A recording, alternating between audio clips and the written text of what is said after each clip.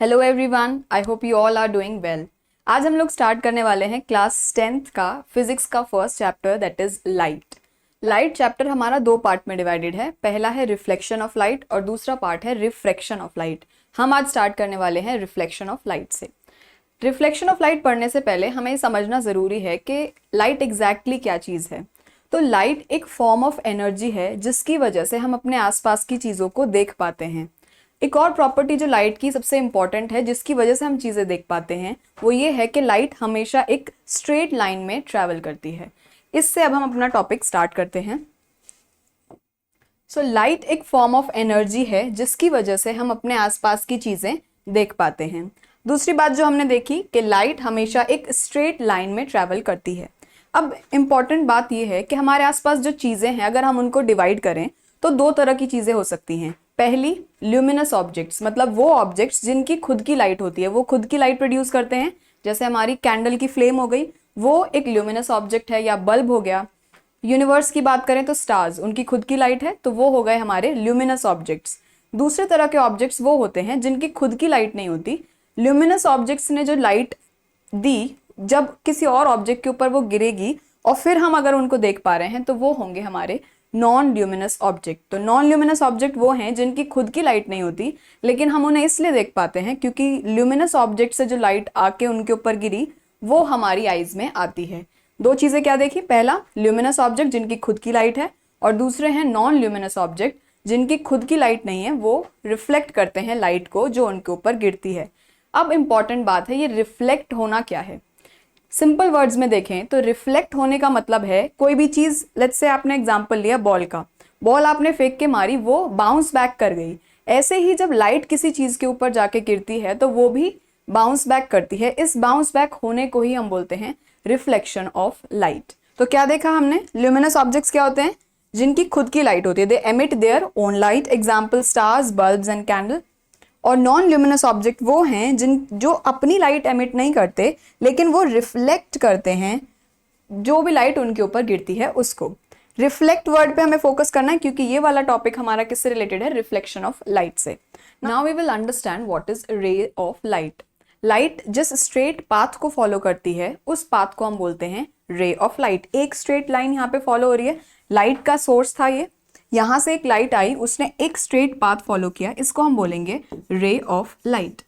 अब एक रे तब तक उसी पाथ को फॉलो करेगी, स्ट्रेट पाथ को, जब तक कोई ऑब्जेक्ट उसका पाथ ऑब्स्ट्रक्ट नहीं करता। यहाँ पे एक ऑब्जेक्ट हमने प्लेस कर दिया, अब इससे उसका पाथ जो था वो ब्लॉक हो गया, तो लाइट ने कब तक ट्रैवल स्ट्रेट किया, जब तक कोई ऑब्जेक्ट उसके रास्ते में नहीं आता। सेकेंड चीज जो हमें इंपॉर्टेंट देखनी है वो है ग्रुप ऑफ रेज। जब बहुत सारी रेज होंगे तो हम उसको क्या बोलते हैं, beam of light. Single straight path जो लाइट ने फॉलो किया वो है रे ऑफ लाइट, और ग्रुप ऑफ रेज को हम बोलते हैं beam of light. Now we will understand कि जो रे ट्रैवल करती है वो किस किस तरह से, यहाँ पे एक ऑब्जेक्ट आ गया तो किस किस तरह से उसका पाथ चेंज हो सकता है। So first is reflection of light and second is refraction of light. यही दो टॉपिक हैं जो हमें इस चैप्टर में पढ़ने हैं। पहले केस में क्या हुआ, यहाँ पे एक लाइट आई और वो यहाँ से रिफ्लेक्ट बैक कर गई। दूसरे केस में लाइट आई और वो अंदर चली गई। तो दोनों में क्या डिफरेंस रहा, क्यों इसने लाइट ने रिफ्लेक्ट बैक किया और इसने अंदर एंटर किया। उसका मेन रीजन है कि जिस ऑब्जेक्ट से ये टकराई वो था ओपेक। ओपेक मतलब जिसने अपने अंदर लाइट को नहीं जाने दिया। लेकिन ये वाली लाइट की रे जिस ऑब्जेक्ट से टकराई वो था ट्रांसपेरेंट मटेरियल का, तो उसने अपने अंदर उस लाइट को जाने दिया। यही दोनों टॉपिक हैं जो हम इस चैप्टर में देखेंगे। Now for understanding this concept कि लाइट जब भी ट्रैवल कर रही है वो किस पाथ को फॉलो करेगी, इसके लिए हम हेल्प लेते हैं रे डायग्राम्स की। रे डायग्राम्स एक तरह से बोलें तो एक पॉसिबल पाथ है जो लाइट ने ट्रैवल किया होगा। जब हम उसको पेपर पे रिप्रेजेंट करेंगे तो उस रिप्रेजेंटेशन को ही हम बोलते हैं रे डायग्राम। इस पूरे चैप्टर में बहुत सारे रे डायग्राम्स बनाने वाले हैं, अलग अलग, प्लेन मिरर हो गया, कॉनकेव, कॉन्वेक्स, हर किसी टाइप के मिरर के लिए, और फिर बाद में लेंस के लिए हम रे डायग्राम्स बनाएंगे। Now we will understand reflection of light. Light की कोई भी रे जो किसी ऑब्जेक्ट से आके टकराती है उसको हम बोलते हैं इंसिडेंट रे। इंसिडेंट रे कौन सी रे है, जो भी ऑब्जेक्ट से टकराएगी और जो रे रिफ्लेक्ट होके वापस जाएगी। ये रे यहाँ पे आई और रिफ्लेक्ट होके गई, तो इस रे को हम बोलेंगे रिफ्लेक्टेड रे। अब एक और चीज जो इंपॉर्टेंट है वो है नॉर्मल। तो नॉर्मल वो एक परपेंडिकुलर लाइन होती है जो उस ऑब्जेक्ट पे हम ड्रॉ करते हैं। परपेंडिकुलर मतलब ये लाइन हम 90 डिग्री पे ड्रॉ करते हैं। अब इन दोनों की इस नॉर्मल की वजह से दो चीजें हमें मिलती हैं, एक है एंगल ऑफ इंसिडेंस और दूसरा है angle of reflection. Angle of incidence वो एंगल है जो इंसिडेंट रे फॉर्म करती है एक नॉर्मल के साथ, और एंगल ऑफ रिफ्लेक्शन वो एंगल है जो रिफ्लेक्टेड रे फॉर्म करती है नॉर्मल के साथ। लॉज ऑफ रिफ्लेक्शन क्या है? पहला है इंसिडेंट रे, ये वाली जो रे आई, रिफ्लेक्टेड रे और नॉर्मल, ये तीनों ही एक प्लेन पे लाई करेंगे। ये तीनों किस पे होंगे? एक प्लेन पे। ये है हमारा law of reflection first. Second is जो ये इंसिडेंस एंगल फॉर्म हुआ और एंगल ऑफ रिफ्लेक्शन जो फॉर्म हुआ, ये दोनों ही हमेशा इक्वल होते हैं।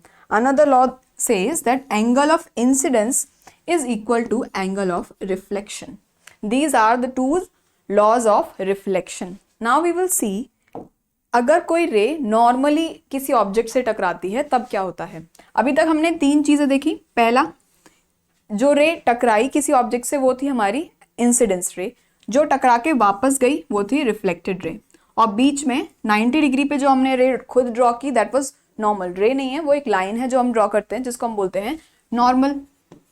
अब हम कह रहे हैं कि यहाँ पे तो एक एंगल फॉर्म हो रहा था, लेकिन अगर कोई रे डायरेक्टली इस नॉर्मल का ही पाथ फॉलो करके आती है तब उसके साथ क्या होता है? ये रे ऐसे आई, इसने सिंगल स्ट्रेट पाथ वो फॉलो किया जो 90 डिग्री पे ही था इस ऑब्जेक्ट से। 90 डिग्री का पाथ था, let's make a line here. तो इस टाइम क्या होगा? इंसिडेंस रे अपना ही पाथ दोबारा से फॉलो करेगी। इस पाथ से आई तो वहीं से वो रिफ्लेक्ट बैक हो जाएगी। इसी पाथ पे वो आई थी, वापस इसी से वापस जाती है। इस केस में भी हमारा angle of incidence is equal to angle of reflection follow होता है, क्योंकि अब जब इसने पाथ फॉलो किया, यहाँ पे कोई एक एंगल बन रहा था और यहाँ पे वो इक्वल एंगल फॉर्म हुआ। लेकिन जब वो 90 डिग्री पे आई थी, इंसिडेंस रे 90 डिग्री फॉर्म किया उसने, तो रिफ्लेक्ट होके वापस जब वो गई तभी भी क्या था? वो एक 90 डिग्री पे ही गई। अगर हम देखेंगे इस केस में एंगल ऑफ इंसिडेंस क्या होगा? वो होगा हमारा 0 डिग्री। एंगल ऑफ इंसिडेंस क्या था? वो एंगल जो एक इंसिडेंस रे फॉर्म करती है नॉर्मल के साथ। इसको ऐसे इमेजिन करो, ये एंगल कम होता गया और फाइनली वो एंगल कितना हो गया? 0 डिग्री। तो जब वो रिफ्लेक्ट हुई तब भी उसने जो पाथ फॉलो किया, उस केस में भी एंगल जो बना, एंगल ऑफ रिफ्लेक्शन जो फॉर्म हुआ, वो भी था हमारा 0 degree. So in this case as well, जब भी लाइट स्ट्रेट 90 डिग्री पे किसी ऑब्जेक्ट से टकराती है, उस केस में भी वो फॉलो करती है angle of incidence is equal to angle of reflection को। अब हम देखेंगे अलग अलग टाइप के रिफ्लेक्शंस क्या होते हैं। First one is regular reflection और दूसरा है डिफ्यूज्ड रिफ्लेक्शन। रेगुलर रिफ्लेक्शन ही इस चैप्टर में ज़्यादातर हम कवर करेंगे, लेकिन रफली आइडिया आपको होना चाहिए, इसके लिए हम थोड़ा डिफ्यूज्ड रिफ्लेक्शन को भी समझेंगे। इस केस में ये पैरेलली आई थी और रिफ्लेक्ट होके भी पैरेलली चली गई। इसको हम बोलेंगे रेगुलर रिफ्लेक्शन। ये हमेशा होता है जब जिसके ऊपर वो टकराई वो एक स्मूथ सरफेस था। यहाँ पे एक स्मूथ सरफेस है, तो इस केस में हमें मिलेगा रेगुलर रिफ्लेक्शन। लेकिन हमेशा ही स्मूथ सरफेस नहीं होता, बहुत सारे सरफेस हमारे आसपास जो हम देखते हैं वो इररेगुलर होते हैं। तो उस केस में जो हमें मिलता है दैट इज डिफ्यूज्ड रिफ्लेक्शन। इसमें पैरेलल तो रे आई थी, लेकिन जाते टाइम उनका पाथ चेंज हो गया, वो पैरेलल नहीं बचा। लेकिन अगर हम बहुत बारीकी से देखें, अभी आपको देख के लगेगा कि इस केस में तो angle of incidence is equal to angle of reflection follow नहीं हो रहा। लेकिन अगर आप बहुत जूम करके देखो इस पर्टिकुलर पॉइंट पे, लेट्स से सारे ही किसी भी पॉइंट को ले लो, पहले इसको देखते हैं। तो इस केस में इसको 90 डिग्री अगर हम यहाँ पे बनाएंगे, इसको थोड़ा और थिन कर लेते हैं। नाउ वी विल सी, अगर हम इस पॉइंट पे यहाँ पे 90 डिग्री ड्रॉ करते हैं तभी भी angle of incidence is equal to angle of reflection follow होगा। Same is for this as well.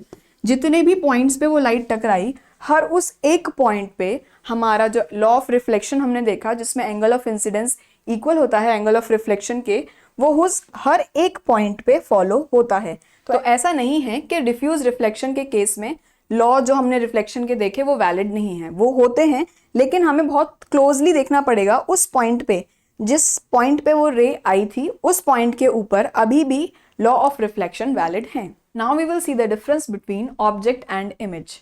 तो ऑब्जेक्ट वो थे, स्टार्टिंग में हमने देखा था ल्यूमिनस और नॉन ल्यूमिनस, चाहे उसकी खुद की लाइट हो या किसी और की लाइट वो रिफ्लेक्ट करेंगे, तो वो सब होंगे हमारे ऑब्जेक्ट। जब वो ऑब्जेक्ट से आने वाली लाइट टकरा के मिरर से टकराने के बाद कोई एक और अपीयरेंस फॉर्म करेगी, ऑप्टिकल अपीयरेंस, उस अपीयरेंस को हम बोलेंगे इमेज। इमेज हमारी दो तरह की हो सकती हैं, रियल इमेज और वर्चुअल इमेज। इंपॉर्टेंट चीज जो यहाँ समझनी है वो ये कि इमेज हमेशा तब फॉर्म होगी जब कम से कम दो रेज कहीं पे जाके मीट करेंगी। अगर वो एक्चुअल में मीट करेंगी किसी स्क्रीन के ऊपर, उस केस में हम बोलेंगे कोई रियल इमेज फॉर्म हुई है। और अगर वो एक्चुअल में मीट नहीं कर रही, हमने उसको एक्सटेंड करके मीट कराया है, उसको हम बोलेंगे वर्चुअल इमेज। इनको डिटेल में हम अभी और देखेंगे। अभी के लिए ओवरव्यू क्या देखा हमने, ऑब्जेक्ट क्या है, जिसकी खुद की लाइट है या किसी और से वो लाइट आ रही है। इस केस में ये हमारा ऑब्जेक्ट है, इससे लाइट आई और किससे रिफ्लेक्ट हुई, इस मिरर से वो रिफ्लेक्ट हुई। अब इस मिरर से रिफ्लेक्ट होने के बाद एक और हमें अपीयरेंस मिला, उस अपीयरेंस को हम बोलेंगे image. Let me right it. इस केस में ये था हमारा ऑब्जेक्ट जिससे वो लाइट आई थी और इससे टकराने के बाद वो मिरर के पास पहुंची, मिरर से रिफ्लेक्ट होके एक और अपीयरेंस जो हमें मिला, दैट वाज इमेज। अब हम देखेंगे रे डायग्राम को कैसे ड्रॉ करते हैं। किसी भी इमेज को बनाने के लिए हमें रिक्वायरमेंट होती है दो लाइन की। दो लाइन हम ड्रॉ करेंगे, लाइन मतलब दो रेज हम ड्रॉ करेंगे, और जहां पे भी वो दोनों रेज मीट करेंगी वहां पे इमेज फॉर्मेशन होगा। तो इस केस में हमें इसकी, एक ऑब्जेक्ट है हमारा, इसकी हमें इमेज बनानी है। सबसे पहले एक रे हमने ड्रॉ किया, ये हुई हमारी इंसिडेंस रे।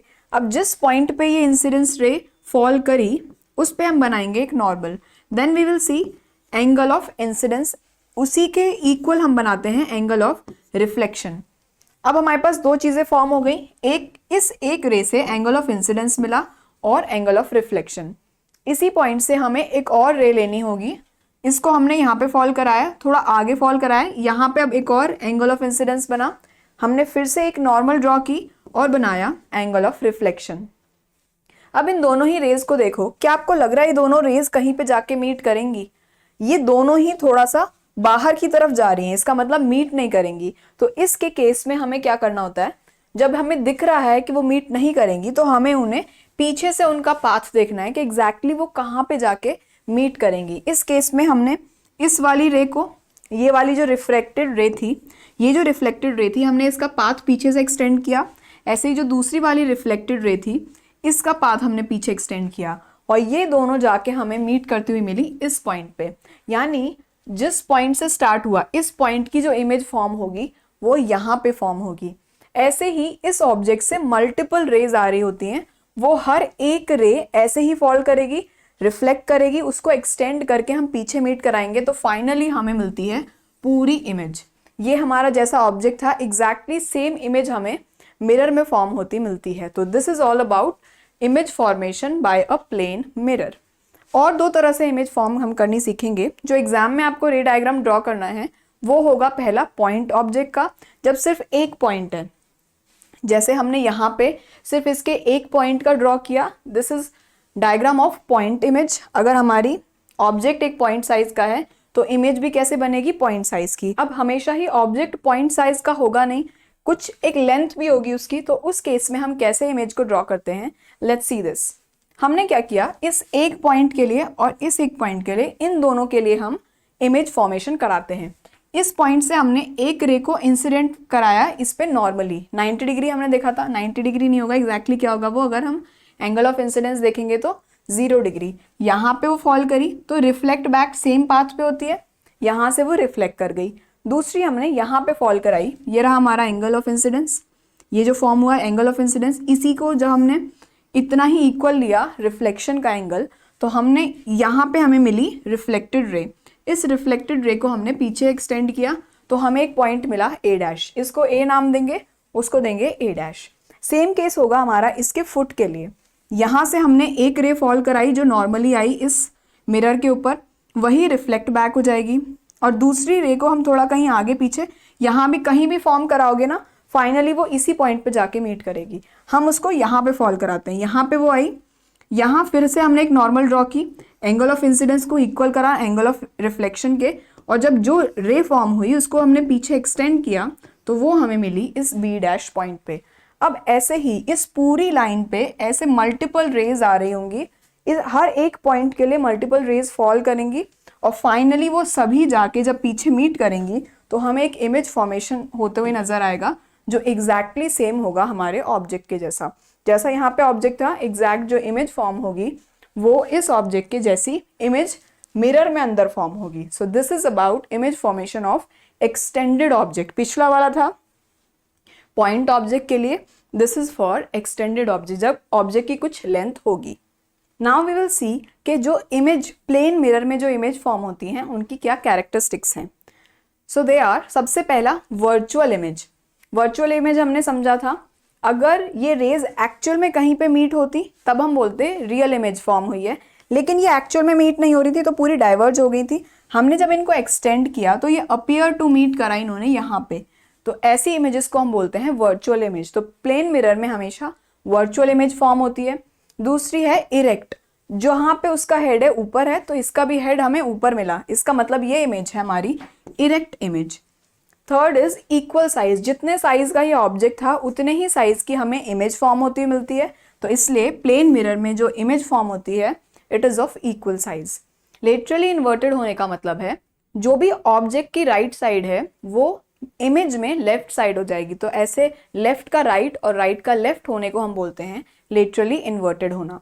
और लास्ट है same distance behind the mirror as it is in front of the object. Let's say ये मिरर ये पूरा था, तो ऑब्जेक्ट से लेके मिरर तक जो डिस्टेंस है वही सेम होती है उस इमेज से लेके मिरर तक की डिस्टेंस, ये दोनों ही डिस्टेंस सेम रहती हैं। तो ये थे हमारे पॉइंट्स जो कि एक कैरेक्टरिस्टिक्स हैं प्लेन मिरर में जो इमेज फॉर्म होती है उसके। Let's revise it. सबसे पहला वर्चुअल इमेज फॉर्म होगी, सेकेंड वो इरेक्ट होगी, third equal size, fourth laterally inverted, and last is जितना डिस्टेंस आगे है ऑब्जेक्ट और मिरर के बीच में उतना ही डिस्टेंस होगा मिरर और इमेज के बीच में। That's all about characteristics of image in a plane mirror. आगे देखते हैं। Okay, a question for you all.